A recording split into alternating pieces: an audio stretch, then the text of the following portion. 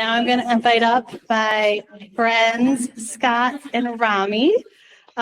Scott is an AI and ML consultant with 4 decades of experience in data science at IBM, data science and AIoT, really, with international clients working at IBM. So he did AI before AI was just a buzzword and cool. Okay. And Rami is a cybersecurity risk management technology governance leader with some financial services, banking experience, 20 years experience, also global international clients. And so he's going to bring that security, compliance, and risk management take to it. So I'm really excited to learn from both of them about how do we adopt AI in a responsible way. All right. I'm Scott Gerard. This is Rami Tom, and we're here to talk about trustworthy AI and governance. I want to give you a little bit of a background on this. How's that? Nope. There you go. Okay, there we go. Yeah. I want to give you just kind of a quick little story here. You know, a year and a half ago, Elon Musk and 1,300 scientists said, this was just shortly after ChatGPT hit the airwaves, and they said, we need to pause generative AI development for 6 months. We need to do a moratorium because we're really concerned about the risks that are involved, and nobody seems to have any understanding of how this is supposed to work. I never thought the moratorium was ever going to work, but I agreed with the fundamental premise of it. We need to understand this. And I was thinking, why don't all those AI guys figure out how this is all supposed to work? And the answer was, well, then it hit me, well, I'm one of those guys. I need to figure out how it works. So that was really kind of the wake-up moment for me for trustworthy AI. So I've been digging into this quite a bit in the last little bit here. We hope to convince you tonight that you also need to spend some time thinking about this. So if you're an executive, why do you need to worry about trustworthy AI? It's your business. You know, you need to be sure that you understand at an executive level, not at a detailed level, but you need to understand some of this technology so you can keep yourself out of reputational risk, financial risk, legal risk. And if you're a technologist in the crowd, you need to focus on it somewhat because you're going to be the guys in the trenches doing the day-to-day work, and you need to make sure that you're making trustworthy applications as opposed to untrustworthy applications.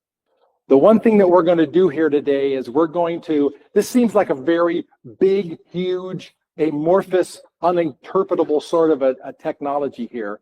What we're going to do is we're going to provide you a framework where the idea is break this big thing down into, we have 7 pillars here, break it down into those pillars, then you should focus on each of the pillars kind of individually so you understand them, and then you'll kind of begin to get this thing. So it's a divide and conquer sort of approach. So like I said, Kate already actually introduced me. I'm Scott, Dr. Scott Gerard, do AI and ML for all kinds of stuff. Love it. If you're interested, give me a shout out and we'll talk. All right. Can everyone still hear me okay? All right. So I'm Rami again, not going into the introduction again. I want to start with a quick survey with a show of hands. How many of you have started some sort of AI experimentation, project, journey at work? Cool. Quite a few. How many of you believe that you're done with that journey and you've gotten everything you're going to get? All right, good. No one. Good. I was nervous some people were going to raise hands. So can we go to the next slide, please? So regardless of what use cases you are looking at or how you're experimenting with AI, I thought this was an interesting slide because from a leadership perspective, it shows the value of AI in terms of filling in some hidden talent shortages. So this was a survey done by Microsoft where they asked the leaders where the biggest shortages are and how AI might be able to fill them in. And I have mixed feelings about cybersecurity being at the very top there because I don't know if that's a good thing or a bad thing. But 61% of the leaders thought that there's a shortage in labor in cybersecurity. So this kind of gives you a little bit of a landscape on some of the main areas where AI will start to fill in some of those talent shortages or in a different way replacing talent. So let me give you a little bit of a story of my experience with some of these technologies. My CIO comes to our town hall. This is risk management, cybersecurity group. And he says, this is new technology. I hear there's a lot of potential with it, but I also hear there's a lot of risks, a lot of concerns. I don't know how essentially we're going to build a strategy around it. So there's three things he wants to solve, right? What is our strategy? How we're going to use it? Get some sort of governance around the use of technology. So it's not Wild West.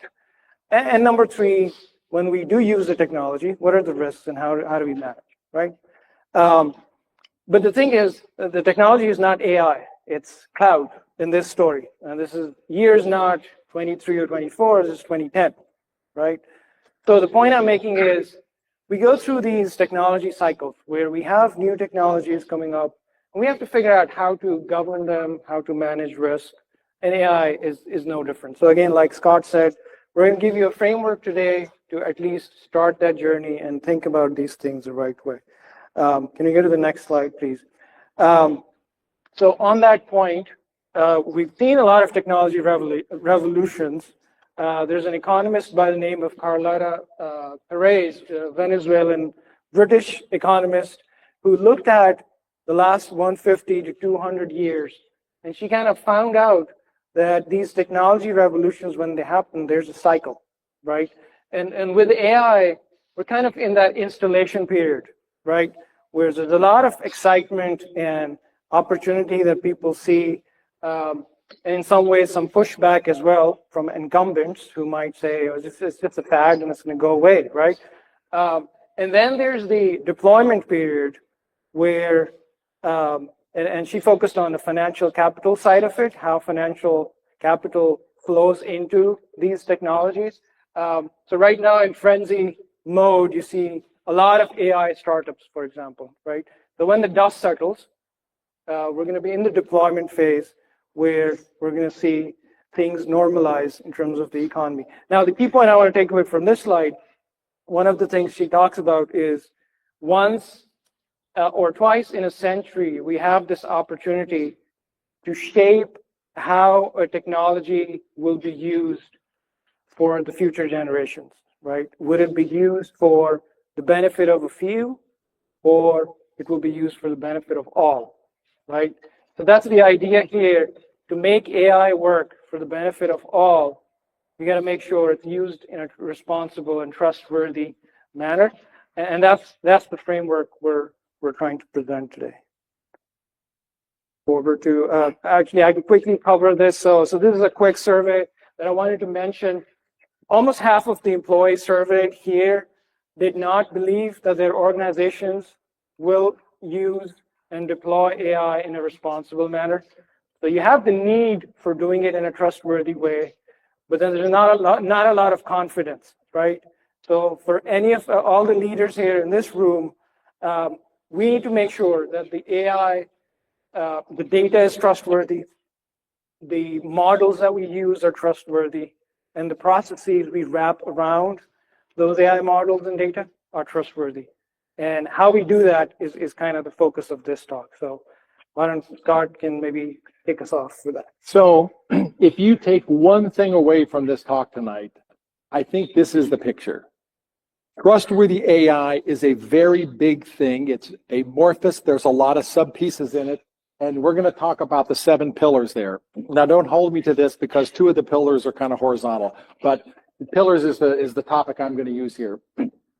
There's a lot of terminology that hasn't been kind of standardized yet. If you hear responsible AI, that's synonymous with trustworthy.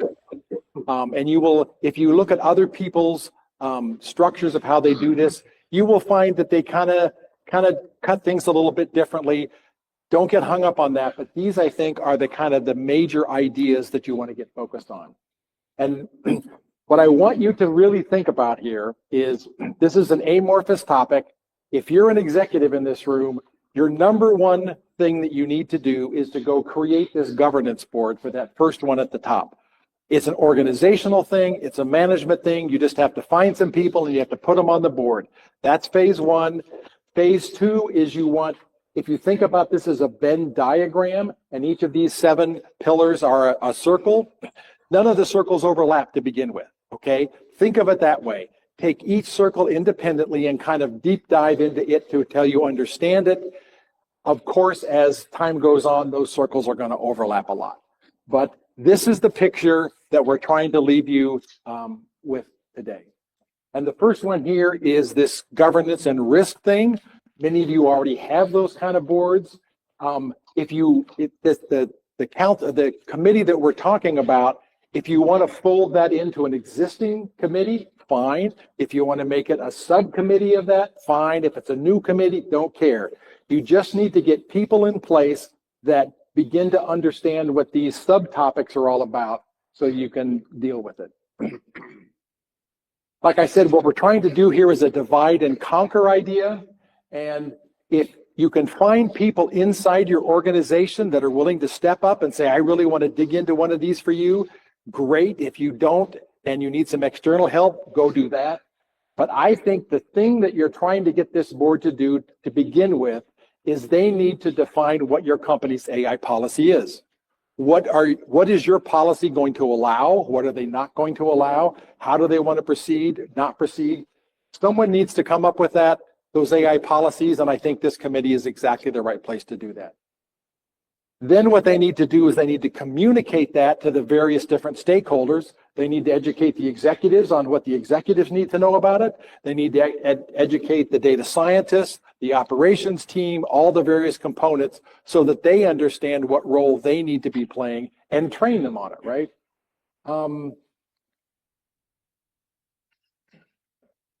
I can't read my stuff here. Oh, yeah.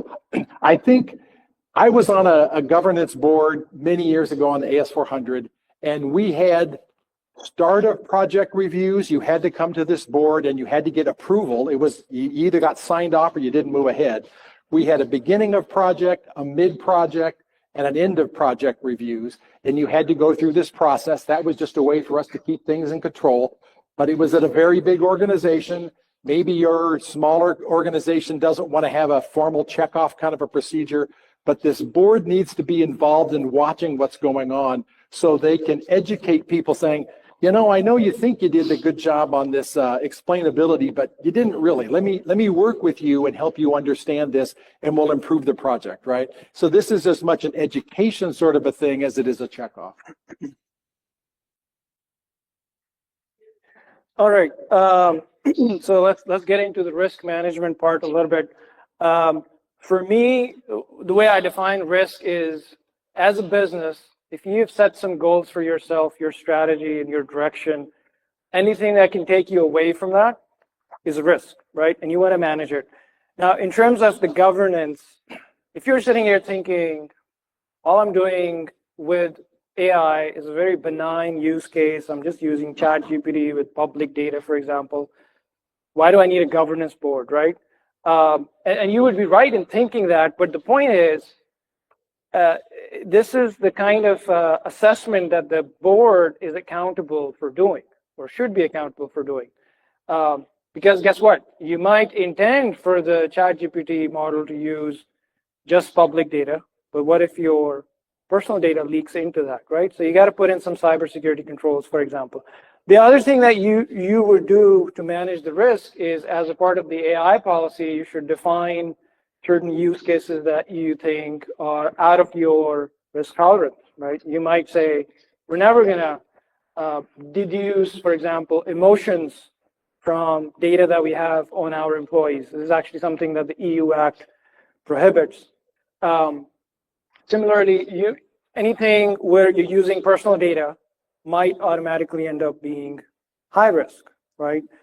So the point is, you categorize your use cases based on the risk, and then you apply the rigor accordingly. So that's the key point here with this slide. Obviously, without going into a lot of detail, because I'm mindful of the time here, but I put in some areas of risk that you would definitely be thinking about. Cybersecurity, data governance, you got to make sure your data is clean and reliable.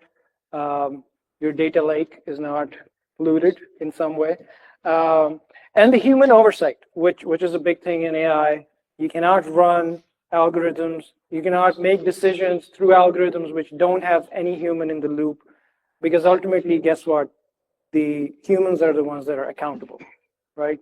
And then doing some of the other trustworthy pillars that we're going to go through, you start with the governance board and doing a risk assessment, and then you take on each depending on your risk level.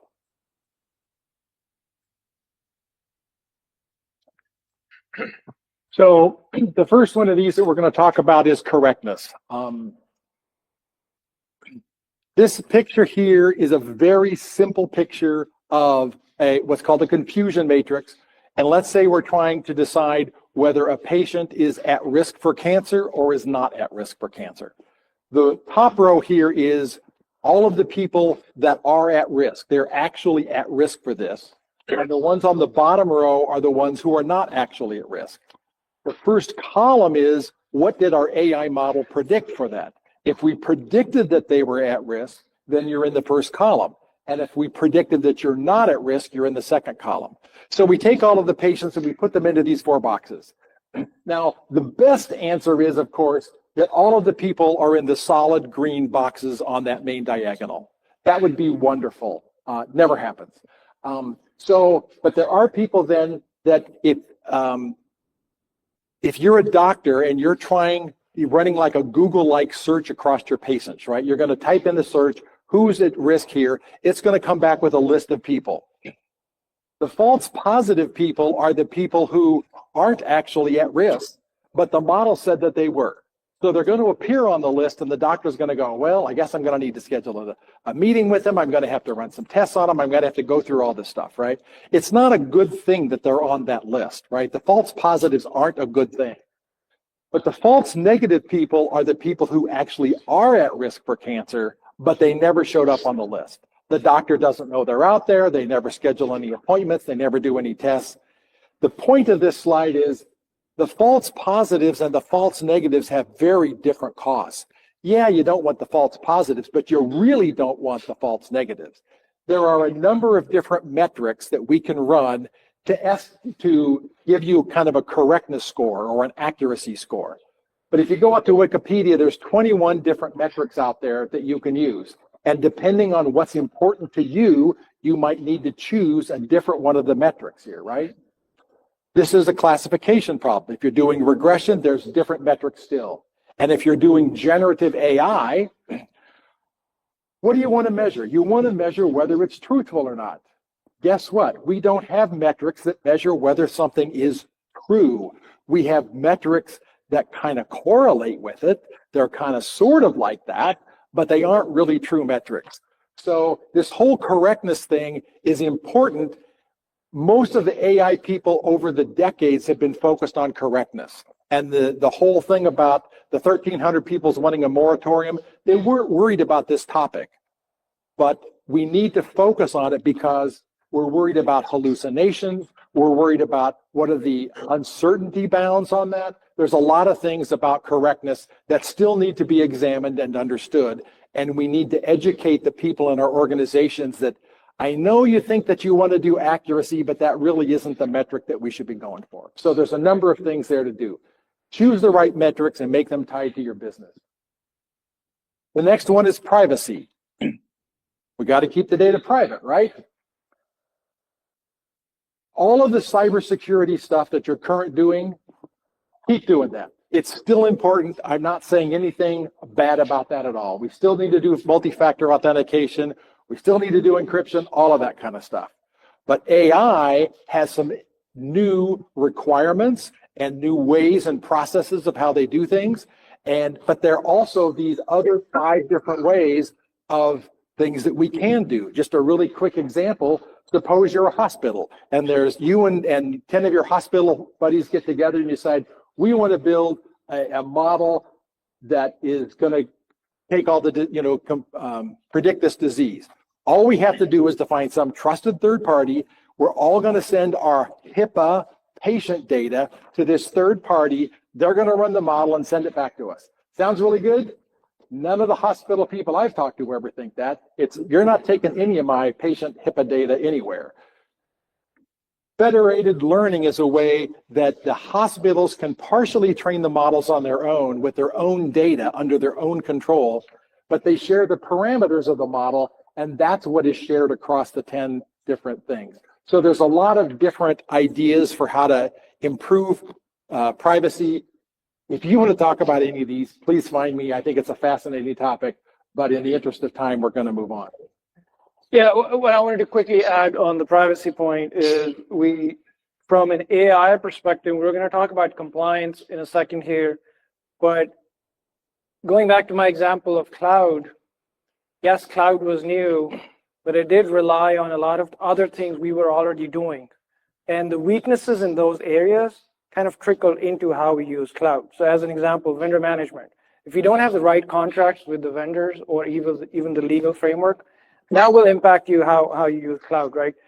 So AI is kind of similar in this aspect because privacy has existing laws and regulations, right?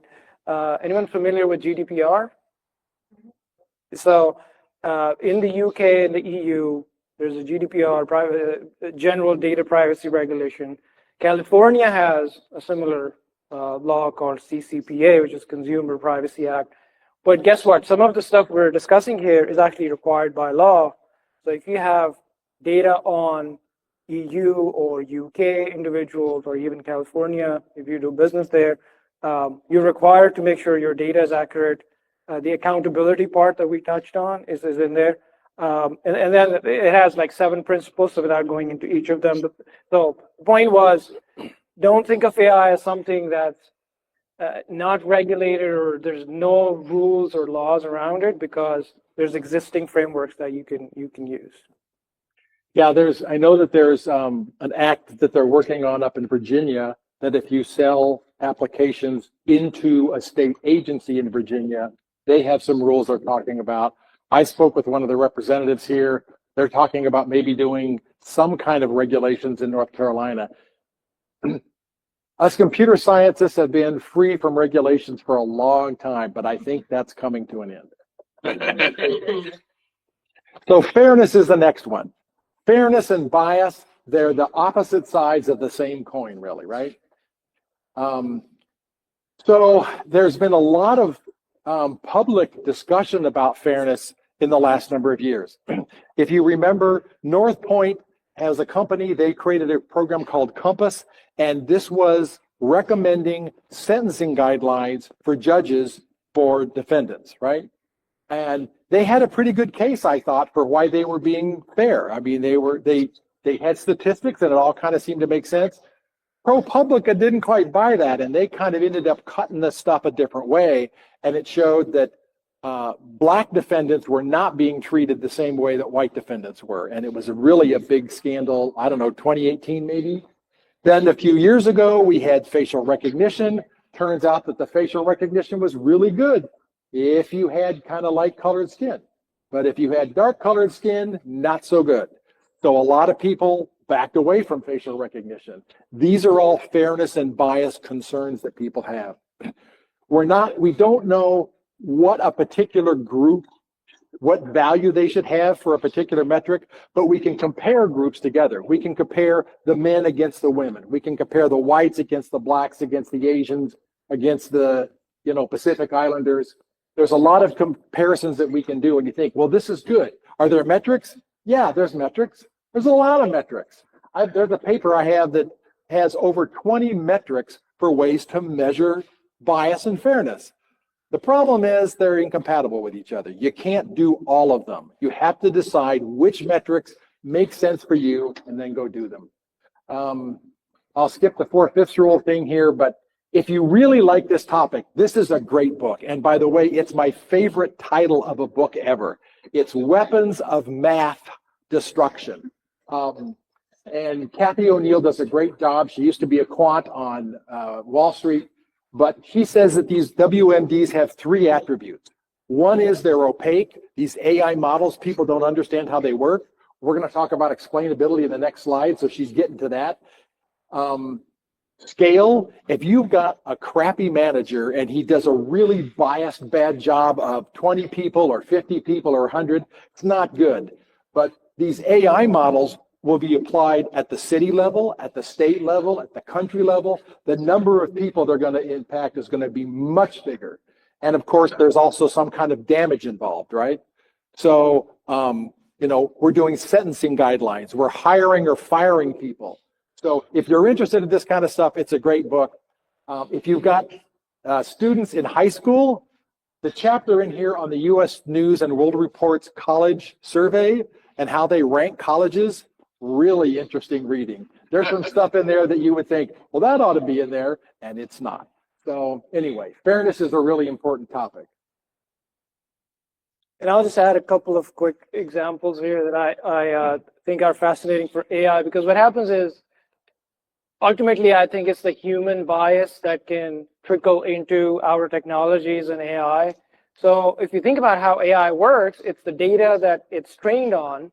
If the data is biased, AI model is going to be biased. So real life examples, Google was showing some high-paying job ads, and people found out that Google was showing more of those jobs to men than to women, because it was trained on a data where, for some reason, it made that bias.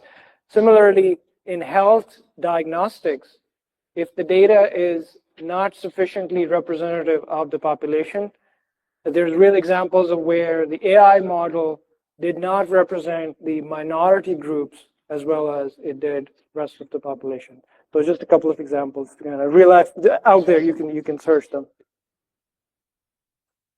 The next topic is explainability. Like I said, these models are opaque. Even explainability can be broken down into some different sections here. The first one is, as a developer and the development process, why did you make the decisions that you made? Why did you pick the metrics that you picked? It isn't necessarily right or wrong, but in a few years, if you get sued, you're going to have to come back and say, this is the thought process we went through. So that's one kind of explainability.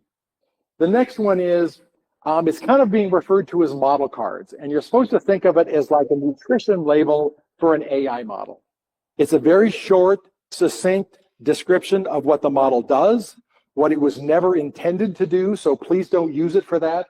How does it work? What data was it trained on? There's a number of topics around that. The AI model is, the model card is usually 1 page, maybe 2 pages, so it's not really in depth, but it's intended kind of for end users, right? And the last one is, that's all nice, but here's an example. How did you come to the conclusion that you came to for this example? How did the model decide that this was the right answer? So let me show you a picture here. This is an AI model that some people built, and they took an image of these animals, and the task was, which animals are wolves and which ones are husky dogs? Well, they ran through this, and as you can see, 8 out of 10 of them we got right. I'm pretty happy as a data scientist that we got 8 out of 10. But the next thing is, well, can we do better? Why did we get these 2 wrong? So if we look at this example here, we've got this image. It's actually a husky. And there are techniques to say, here's a neural network. Help me understand which pixels in the image were really important in deciding what the classification of this thing was. And for this image, it's the white pixels. It turns out that the wolves were predominantly filmed against snowy backgrounds, and the dogs were not. And that's why the model is doing what it's doing. Do you trust this model now? No. I've explained it to you. Don't you trust it? Of course not, right? Explainability is something that you have to do a good job here. And this one's you. Yep. All right, can we go to the next slide, please? So compliance. I touched on some of these points earlier. I mentioned a survey where close to 50% of the employees did not believe that their companies will implement AI in a responsible manner. Similarly, there's roughly 1/3 of the employees that believe you do need regulation to make sure that things are done in a trustworthy manner, right? And this is a Gartner estimate that in a couple of years, we're going to have roughly half of the governments around the world enforcing responsible AI. So the point is not just optional. If you're planning for the next year, 2 year, 5 years, you got to absolutely think about these things. Now, EU Act, AI Act, I mentioned a minute ago, it actually defines certain use cases that that are considered prohibited. There are other use cases that are considered high risk. And if you are doing a high risk use case, there's very prescriptive guidelines on what you need to do. Now, obviously, we're not in Europe, but the reason I mention that is Europe, in terms of regulations and especially technology regulations, has been kind of at the leading edge of it. And generally, the stuff you see there, sooner or later, will come here as well. So that's an interesting one to look at. It's already been signed into law. One example we do have in New York that I mentioned here is New York City has a law on what they call doing bias audits. Anytime you use automated decision making on hiring, you're supposed to do a bias audit. So this is back to accountability. This is back to making sure your data is accurate, make sure there's a human in the loop, and that's what New York City requires. Now, ironically and interestingly, it's not going very well, because if a company is using AI for making those decisions and they're not doing the bias audits, how are the prospective employers going to know? They don't, right? So if it's an opaque process, there's no real good way to challenge them, but sooner or later these things will work themselves out, right? Some insider might be a whistleblower or something, right? So you got to be thinking about these things. I mentioned GDPR and CCPA a minute ago, so I'm not going to bore you again with that, and think over to you for the next. One of the things I mentioned early on is if you think of these Venn diagrams of these circles as not overlapping, this is the one that's probably going to impact every other circle very quickly. Most of you probably already have privacy and compliance overlapping in your organizations, but a lot of, bias is going to be overlapping with this. So it is going to get merged together, but start simple. So the last topic we want to talk about is ethics. Now, there is an ethicist here in the crowd that I'm very happy to have met, and I hope to learn more from her. But so what is ethics? Ethics and morality typically mean essentially the same thing. If an author wants to draw a distinction between them, it's up to the author to make that distinction. There isn't any, really good, clear definition of what is morality versus ethics. The one thing that you might say is that morality usually has more of a religious overtone and ethics has more of a secular overtone, but they're basically synonyms. And the idea is we're discussing what is right versus what is wrong, what is evil versus good, what is virtuous versus vice. That's what we're trying to get to with this whole ethics thing. Now, there are 3 leading theories about how to approach ethics. The first one is consequentialism, and this is really, how to do the most good for the most people, right? As a technologist, I always see this spreadsheet forming in my mind that we could compute this thing, right? But that's just really not enough here. Going back. Oh, I'm going backwards. That's right. There we go.